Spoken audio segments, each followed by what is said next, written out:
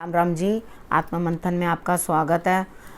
इस बार weekly reading बिल्कुल नहीं आ रही है क्योंकि मैं बहुत बिज़ी हूँ, बाकी चीज़ें भी आपको बतानी है, समय नहीं मिला तो सॉरी। अगले हफ्ते ज़रूर आप लोगों के लिए बनेंगी वीडियोस और ज़रूर आएंगी। तो अब मैं आप लोगों को पंचामृत के बारे में बता देती हूँ जो आपने रात को महालक्ष्मी को भोग लगाने के लिए बनाना है। ठीक है, आपने पंचामृत के अंदर इस बार दही नहीं डालना, हालांकि दही उसमें डलता है, इस बार नहीं डालना। ठीक है, दही ना डालकर उसमें आप बर्फ़ी डाल देना। यानी कि आपने क्या क्या डाल देना है, आपने दूध, थोड़ा सा शहद, मिश्री और उसके बाद गंगा जल और उसके बाद आपने बर्फ़ी, 5 चीज़ें हो गई ना। थोड़ी सी बर्फ़ी डाल के उसको बस आपने घोल लेना और वो पंचामृत जो है वो आपने माता रानी को भोग लगवा देना। मखाने आपके घर में हैं नहीं हैं, ले आए होंगे, आपने सब तैयारियां कर ली होंगी, मैंने सारी चीज़ें आपको पहले बता दी थी क्या क्या करना है, तो वो आप ले आए होंगे। तो वो थोड़ी सी खीर ना बना सकें तो कोई दिक्कत नहीं है, आपने वो मखाने ही माता रानी के आगे रख देना है। ठीक है, उसके बाद कम से कम 11 जोतें बना लेना या बॉल्स बना लेना छोटी छोटी। ठीक है, वो बना करके आपने उसके ऊपर परफ्यूम लगाना है। ठीक है, आपने इत्र लगा देना है उसके ऊपर और लगा कर, वो अत्र भी मिल जाता है, इत्र भी मिल जाता है। ठीक है, जो आपके पास है या जो आप लाए हुए हैं माता रानी के लिए वो आपने क्या करना है, उनके आगे रख देना है। ठीक, अब उसके बाद कौड़ियाँ भी आप ले आए होंगे, ये रही कौड़ियाँ और ये रही पीली कौड़ी। ठीक, और उसके बाद मैंने पिछली बार तो ये जो है ये कमल के बीज जो हैं ये रखे थे, माता रानी को बहुत प्रिय होते हैं। रीज़न क्या होता है, इसके अंदर से कमल निकलता है, कमल का फूल निकलता है। तो यहाँ लास्ट टाइम मैंने ये रखे थे और इस बार क्या है कि मैंने पूरी माला ही माता रानी को चढ़ा दिया। यानी कि ये वाली माता रानी को ये वाली माला जो है मैंने ये वाली उनको चढ़ाई है। ठीक है, आपको मैंने बताया था एकादशी नारियल जो जो चीज़ें आपको मिलती हैं अवेलेबल हैं वो ले आना। उसके बाद देखो ये रही पोटलियाँ। ठीक है, ये आप खुद बनाओ, आज नहीं बना के रखनी है पोटली। ठीक है, ये रही पोटलियाँ, जो उनसे आपको पसंद है इसमें से आप उस तरह की पोटली अपने लिए, नहीं है तो कोई प्रॉब्लम नहीं है। रेड कलर का कपड़ा है ना, वो मैंने पहले ही बता दिया था, आपको बोल दिया था पोटलियाँ मैं नहीं बनाती हूँ, आपने खुद बनानी है अपने लिए। क्योंकि जो भाव आपके पास है, जो कमी आपके पास है, दूसरा नहीं कर सकता। मैं तो एक मशीन में से निकाल रही हूँ और प्रोफेशनली उस चीज़ को मैं कर रही हूँ, तो वो चीज़ उतनी अच्छी इफेक्ट नहीं देती है। रादर आप खुद बनाएं, वो आपको उस चीज़ से इफेक्ट अच्छा मिलता है। इस बार मुझे काफ़ी लोगों ने बोला आप बना के दो, आप बना के दो। मैंने कहा ऐसा मैंने कुछ भी सोचा नहीं है कभी, ना प्लान किया है ऐसा कभी। तो मैं यहाँ पर आपको चीज़ें बता रही हूँ, अगली बार की अगली बार देखेंगे, जाने कहाँ से कहाँ होंगे उस समय में। अभी ये देखो, ये होता है गोमती चक्र।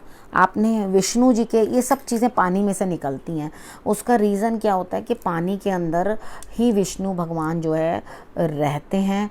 ठीक है, और उधर ही ये सब आप गौर से कभी देखोगे तो आपके हाथों के अंदर जो है शंख और ये चक्र बने होते हैं। ठीक है, कहते हैं ना तेरे पैरां से चक्कर ते नहीं, तो अर्थात इसको कहा जाता है। तो ये जो है लक्ष्मी जो उनके चरणों से निकल रहा है, हाथों से निकल रहा है, तो वो ऐसा ही है जैसे विष्णु जी आपको प्रदान कर रहे हैं। तो इसका बहुत फ़ायदा होता है। ठीक है, अगर आपने इसको 7 ले लेना, 2 नहीं कह रही हूँ मैं, ठीक है 7 ले लेना, क्योंकि इस बार जो ग्रहण है वो व्यापारियों पे, काम करने वालों के ऊपर, जितने लोग हैं उनके ऊपर थोड़ा सा भारी रहने वाला है। ये 7 ले लेना।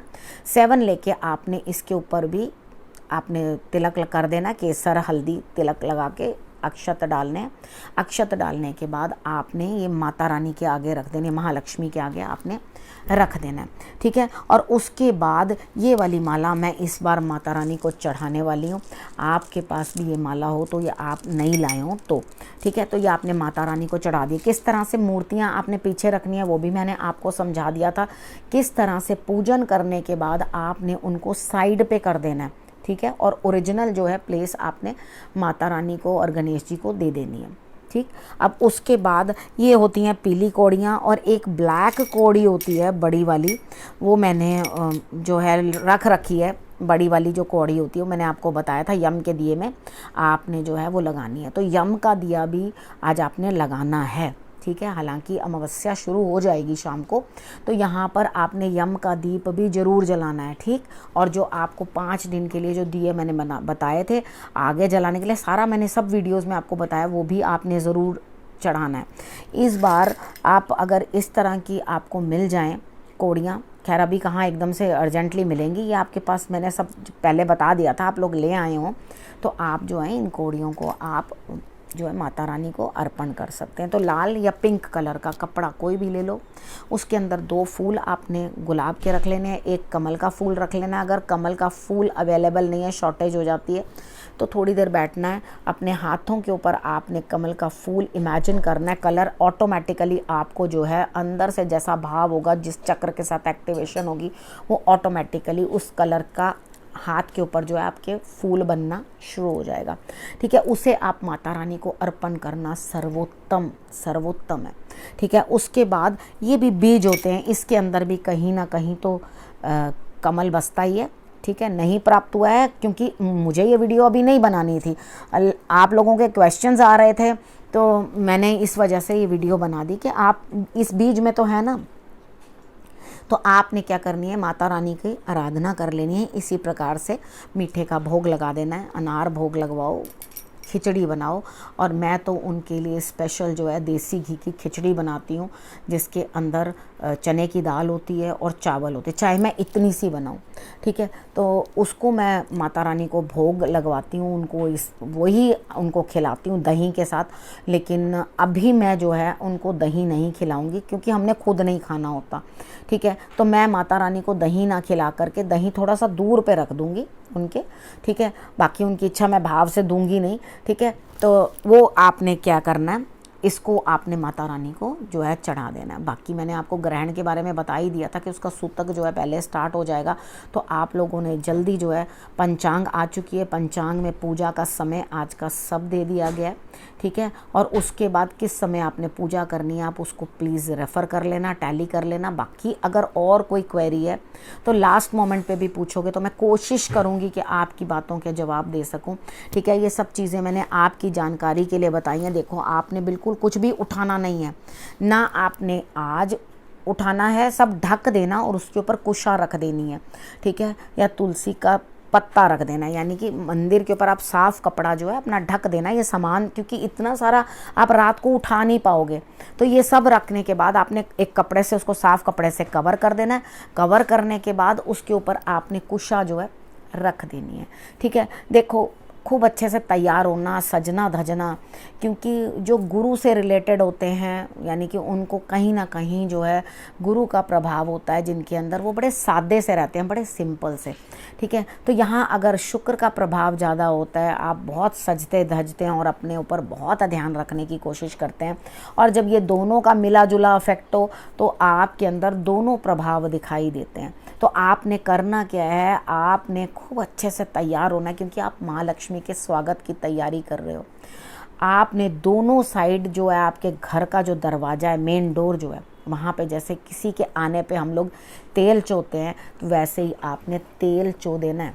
ठीक है, तो तेल डाल करके आपने माता रानी को कहना है, आइए।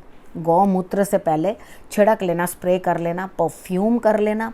ठीक है, सारी तरफ शंखनाद, शंख होगा ना, उसको खूब ज़ोर से बजाना। मेरा शगुन भी बहुत अच्छे से शंख बजा लेता है और हर बार वही शंख ध्वनि करता है माता रानी के आगमन पर, चाहे नवरात्र हो और चाहे जो है आज महालक्ष्मी का दिन, लक्ष्मी का दिन हो। महालक्ष्मी के धागे तो पीले आते हैं, मेरे मुंह से बार बार महालक्ष्मी महालक्ष्मी निकलता है, तो क्योंकि उनका बड़ा ज़्यादा प्रभाव जो है रहता है, हमेशा मैं उनके ही बारे में बोलती रहती हूँ, महालक्ष्मी महालक्ष्मी करती रहती हूँ। तो आपने क्या करना है, ये सारी चीज़ें समझ गए होगे।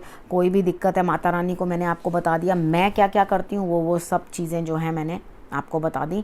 आपने क्या क्या देना, अगर आप खीर बना के देना चाहते हो तो कोई प्रॉब्लम नहीं है, आप खीर, मखाने की खीर भी बना सकते हो, चावल की भी खीर बना सकते हो, उसका भी बड़ा उत्तम जो है इफेक्ट रहेगा। ठीक है, उसके अंदर हल्का सा एक केसर का स्प्रेड ज़रूर रखना। ठीक है, बनाने के पहले, और जब तिलक भी लगाने लगो, तिलक लगाना ज़रूर। माता रानी को भी तिलक जो है केसर और हल्दी को मिक्स करके, और उसके बाद उसको दूध में बनाना, जल में नहीं, कच्चा दूध ले लेना, उसके अंदर बना के माता रानी को आपने जो तिलक कर देना।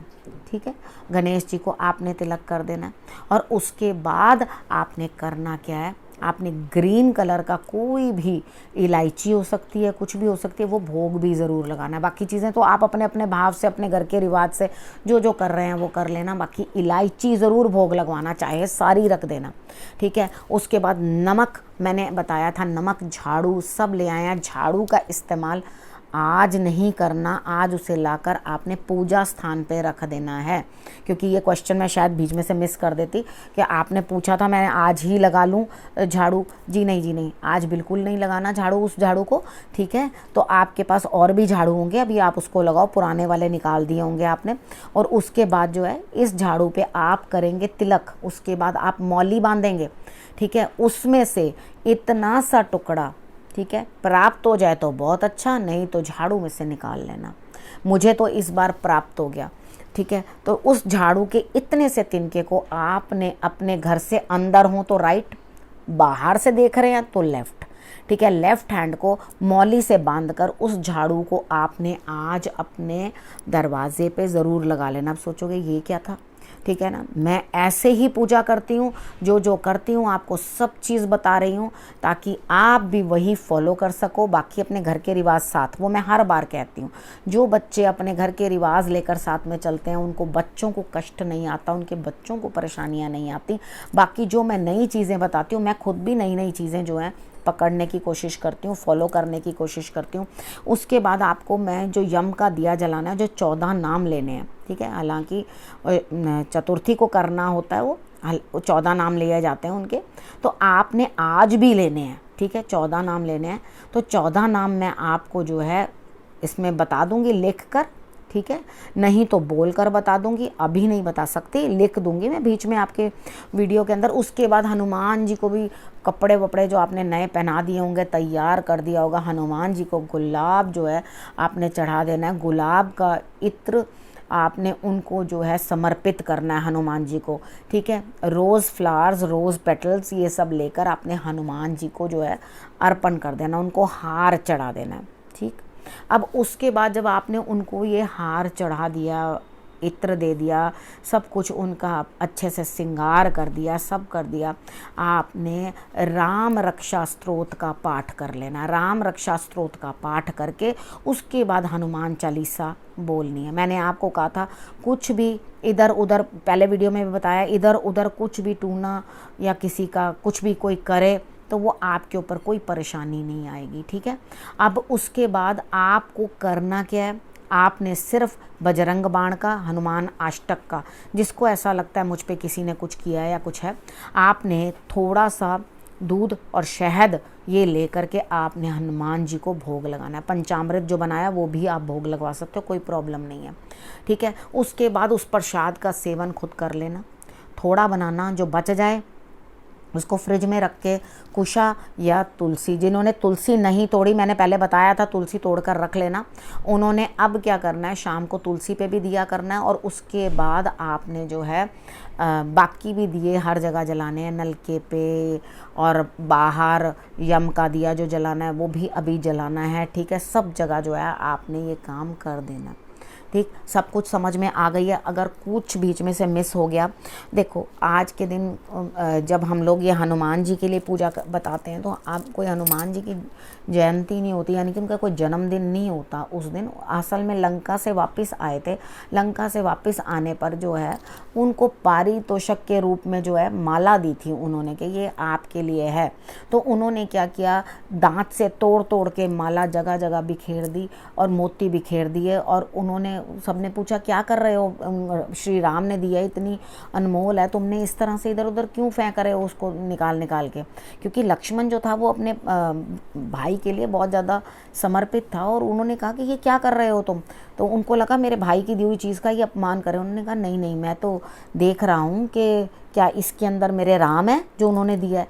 तो वो राम कहाँ थे, उनके अंदर थे। तो उन्होंने अपना सीना चीर के जो है राम जी के दर्शन जो है करवा दिए थे, ठीक है। और यहाँ पे सिंदूर और चोला भी उन्हें क्यों चढ़ाया जाता है वो भी बता देती हूँ साथ ही साथ। क्योंकि माँ सीता को सिंदूर लगाते देखा, उन्होंने कहा आप क्या लगा रहे हो, उन्होंने कहा कि ये मैं अपने प्रभु को प्रसन्न करने के लिए लगाती हूँ। तो कहते हैं अच्छा क्या ये लगाने से प्रभु प्रसन्न होते हैं। उन्होंने कहा हाँ। तो वो पूरा तेल और सिंदूर चौपड़ के अच्छी तरह से अपने बदन के ऊपर आ गए और कहने लगे प्रभु प्रसन्न हो जाइए।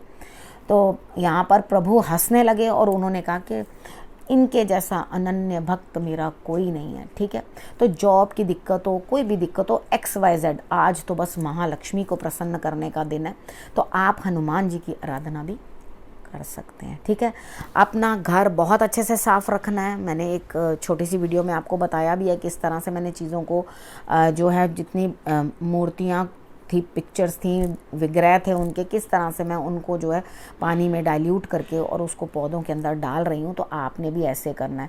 हमें अपनी देवी देवताओं का अपमान नहीं करना। मैं हर बार अष्टमी पे हर बार आप लोगों को बताती हूँ किस तरह से खेतरी को करना है और किस तरह से करना है। तो आप मेरा ख्याल से इतनी देर में तो जो लोग भी मुझसे जुड़े हैं सब समझ ही गए होंगे।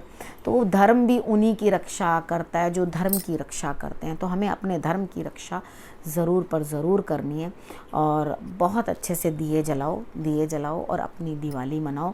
अब आप सबको, मैं आपके सारे परिवार को, बच्चों को, बड़ों को, सबको आशीष देती हूँ, क्योंकि आप तो मुझे गुरु माँ कहते हो ना। सबको आशीर्वाद देती हूँ आपकी गुरु माँ की तरफ से, आपको आशीर्वाद कि दिवाली आपकी बहुत शुभ रहे।